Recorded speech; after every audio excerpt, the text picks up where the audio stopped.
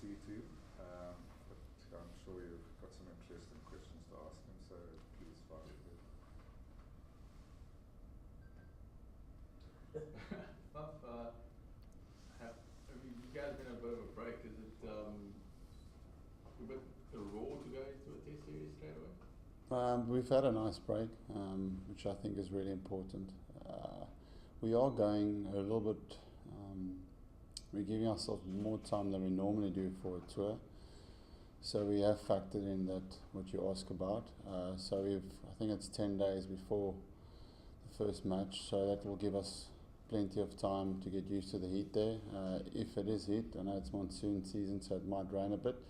So hopefully we can get some dry conditions to get used to, and also practice on those conditions there. I know that the guys have been working really hard. For the first time, I think ever, there's been a real purpose to our training.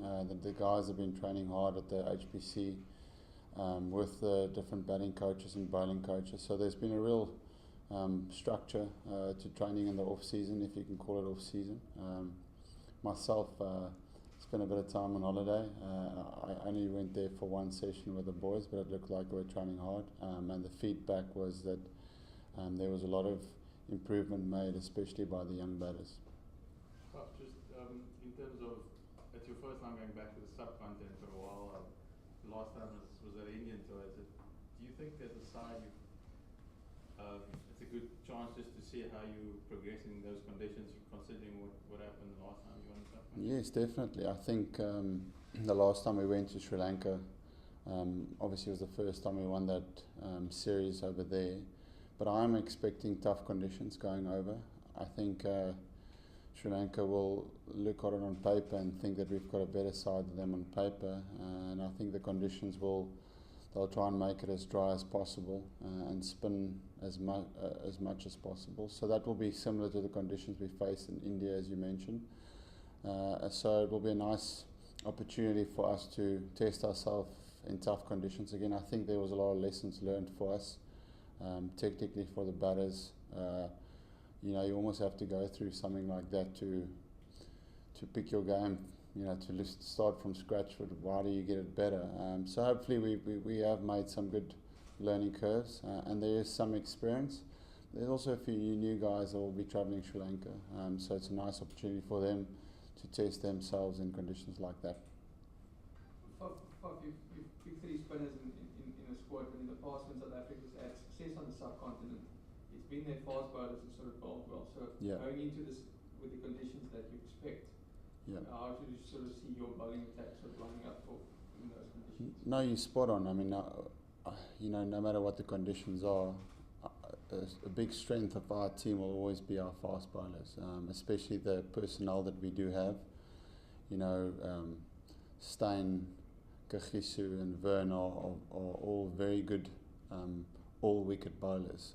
So no matter what the conditions are, those three have proven that they can do it on any conditions. Obviously Dale's got a fantastic record in the subcontinent, and KG at the moment is gold, so he'll be able to do anything. So I think those three will still, obviously it's nice to see Dale fit again and bowling in England, but those three will still, I suppose, be a big threat for any batting attack. And then we've got Kesh to do that. And if we wanted to, and there was an opportunity to, because the conditions was really bad, then we can look at a second spinner. And we're taking, as you mentioned, 3 over, just to give ourselves the best opportunity of looking at the conditions, looking at the opposition, what they have in their team, and then picking a second spinner if needed be. Faf, you just mentioned your 3 seamers. There's obviously one who's no longer there, more immortal. Isn't a batter there any longer? Is it? But would you say it's a fresh start for the team again? You've obviously done good stuff over the last 18 months, but is it another rebuild starting again with a new group? I don't know. To think about it, it doesn't feel like it. I mean, I'm going on tour now. It doesn't feel like it's, as you mentioned, it's 1 or 2 guys, but it doesn't feel like it's a fresh team and a young team. There'll be some old faces and familiar faces. As you mentioned, we're gonna go with 2 out of our key members of the side, but also AB has only played the last one or two series for this test team. So he's actually not been playing for a while. So it will just be a nice opportunity for, you know, Tembo or someone again to put his peg in the ground and make that position his own again. Where do you see Tembo fitting in? We know in England it was number 4 and Yeah. it was up and down. And where do you see him fitting in? I haven't even thought that far. Myself and the coach have spoken about obviously the squad of the team, but I think, you know, if you put me on the spot here, I'll try and give you an answer. Number 4 would probably still be a good position for him. You know, there'll be some good discussions within the team. Obviously, I think when you go to the sub, your hardest places to bat will be in the middle, you know, because you come in facing spinning ball and reverse swinging ball.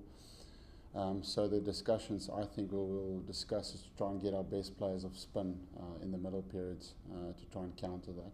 So if that gives us an opportunity to change our batting line a little bit, then we'll definitely look at that. Ball tampering has been an issue again. The Australia series here now in Sri Lanka, and sort of their captain's been involved in this now ahead of this series.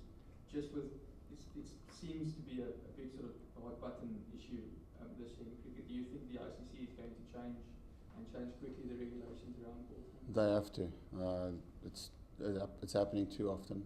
So yeah, they definitely need to do that as quickly as possible. I know they met a while ago, but it doesn't look like anything has changed. Am I correct? It's still the same rules and stuff. So yeah, they need to change that because the penalties needs to be harsher for ball tampering. Do you also want sort of more clarity in sort of the way captains are sort of punished, and also do you think there should be more proof, or do you think looking at the ball the way they've been doing, how do you think that should go in as well? It is. I suppose it's very difficult to try and find out what exactly, but I've always I probably said it too much, but there's too many grey areas when it comes to the ICC and the rules. One is you want clarity, and 2 is you want consistency, and that's definitely something that's not been part of that body of laws or whatever for a while now, because there's a lot of captains that's been speaking about it for a lot of years. So hopefully when they do bring in all these new things, as you mentioned, then there'll be a lot of clarity and most importantly consistency for all teams. And just the ICC also came out with the FTP and the announcement of the Test Championship from next year. How do you think that looks going ahead, and do you think that will change the way people sort of approach Test cricket from next year when it comes into play? I hope so. I hope that Test cricket can still be the main focus point for international cricket. It's fighting against a very powerful monster in T20 cricket that is taking a lot of players, obviously, towards T20 cricket. But I do think that will be one thing that will help it. It will give Test cricket good purpose and playing for something, as with one-day cricket, there's a World Cup. So that will be a real motivation for guys to stick around and play Test cricket, because it should be like that. Test cricket should always be the number one format of the game. Just looking at that schedule that came out, it seems that players are going to have to be more adaptable, because there's a lot more shorter series sort of on the schedule than in the past.